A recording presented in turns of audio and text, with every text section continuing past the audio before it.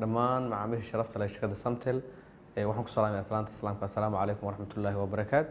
bacda salaam waxaan halkan ku soo dhaweynayaa guuleysta kamid ah guuleystayaasha xirmada furan ee shirkadda Samtel taas oo ay keentay sanadka cusub. xirmadaasi waa xirmo maalinle ah iyo isbuucle ah isugu jirta. maalinluhu waa 0.99 isbuucluhuna waa $6. waxaad ku isticmaalaysaa khadkaagii oo furan 24 saac ama week wax allaale waxaad ku isticmaalaysaa. adeegani waxaan u soo kordhinay macaamiishayada baahi badan u qabtay. hadda waxaan la joogo guuleysta kamid ah guuleystayaasha oo aan ku abaalmarinayno isticmaalka oo isticmaal adeega xirmada furan ee shirkadda Samtel. Abubakar oo ah guuleystayaasha shirkadda Samtel kuna guuleystay 12 GB oo ah xirmo 12 GB oo ah 12 GB oo data ah ku guuleystay.